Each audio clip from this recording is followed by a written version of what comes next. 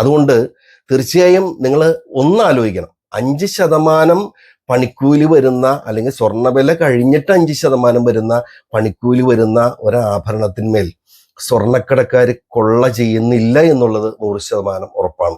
ഏകദേശം 2.5% അല്ലെങ്കിൽ 3% പണിക്കൂലി വരുന്നതിനെയാണ് 5% ഇട്ട് സ്വർണ്ണക്കച്ചവടക്കാർ വിൽക്കുന്നത്.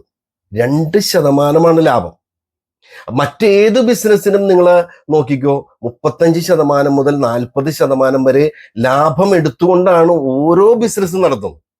സ്വർണ്ണക്കച്ചവടത്തിൽ ഇന്ന് പ്രധാനപ്പെട്ട ഒരു പോയിന്റാണ് നിങ്ങൾ എല്ലാവരും മനസ്സിലാക്കേണ്ടത്. 2%, 3%, ഈവൻ 1% വരെ ലാഭമെടുത്ത് വിൽക്കുന്ന അവസ്ഥയാണ് ഇന്നുള്ളത്.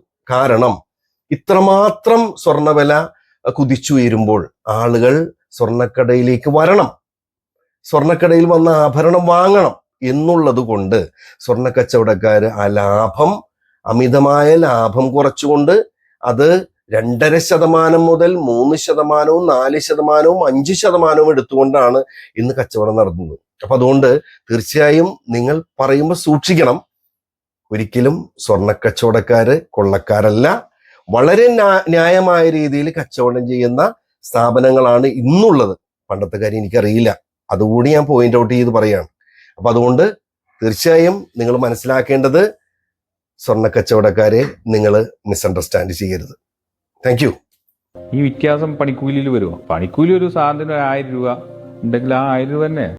ഇനി അദ്ദേഹം ചോദിച്ച രണ്ടാമത്തെ ചോദ്യത്തിന് ഉത്തരമായിട്ടാണ് ഈ വീഡിയോ. വിൽക്കാൻ ചെല്ലുമ്പോൾ പണിക്കൂലി നഷ്ടമാകുന്നു. അപ്പൊ വിൽക്കാൻ ചെല്ലുമ്പോൾ പണിക്കൂലി നഷ്ടമാകുന്നതും സ്വർണ്ണക്കടക്കാരുടെ മറ്റൊരു പകൽക്കൊള്ളയാണ് എന്നാണ് അദ്ദേഹം പറഞ്ഞത്. എന്ത് വിഡ്ഢിത്തരമാണ് അദ്ദേഹം പറയുന്നത്. അപ്പോ സ്വർണം വിൽക്കാൻ ചെല്ലുമ്പോൾ നിങ്ങൾ ശ്രദ്ധിക്കേണ്ട ഒരൊറ്റ കാര്യം, അതെന്റെ ഭാഗത്തു നിന്നുള്ള കാര്യമാണ്. ഒരൊറ്റ വില ചോദിക്കുക. എത്രയാണ് സ്വർണം വിൽക്കുമ്പോൾ ഞങ്ങൾക്ക് ലഭിക്കുക? 1 ഗ്രാമിന് എത്ര കിട്ടും? 1 പവന് എത്ര കിട്ടും? അത് എക്സാക്ട് റേറ്റ് പറയാൻ പറയണം. അവിടെ ചെല്ലുമ്പോൾ അതിന് പണിക്കുറവ് ഇത്ര, അല്ലെങ്കിൽ അതിൻ്റെ വേസ്റ്റേജ് ഇത്ര, അത് നഷ്ടമാകും എന്നുള്ള രീതിയിലുള്ള പറച്ചിലുകൾ ഒഴിവാക്കാൻ ശ്രമിക്കുക. എനിക്ക് എക്സാക്ട് 1 ഗ്രാമിന് അല്ലെങ്കിൽ 1 പവന് എത്ര കിട്ടും, ഇതായിരിക്കണം ചോദ്യം. വ്യക്തമായിരിക്കണം ചോദ്യം. ആ വ്യക്തത കൊടുക്കുമ്പോൾ നിങ്ങൾക്ക് കിട്ടുകയും വേണം, അത് ഉറപ്പുവരുത്തുകയും വേണം. അത് നിങ്ങളുടെ ഉത്തരവാദിത്വമാണ്. അതെന്നും ഉണ്ടാവണം.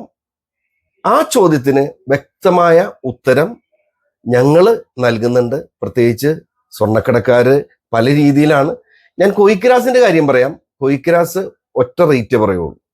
ആ റേറ്റ് വളരെ കൃത്യമായിരിക്കും, ഏറ്റവും ടോപ്പ് മോസ്റ്റ് റേറ്റുമായിരിക്കും. ആ റേറ്റ് നിങ്ങൾക്ക് നൽകിയിരിക്കും. ഒരിക്കലും നിങ്ങൾ വഞ്ചിക്കപ്പെടില്ല എന്ന് 100% ഞാൻ വാഗ്ദാനം ചെയ്യുന്നു. Thank you.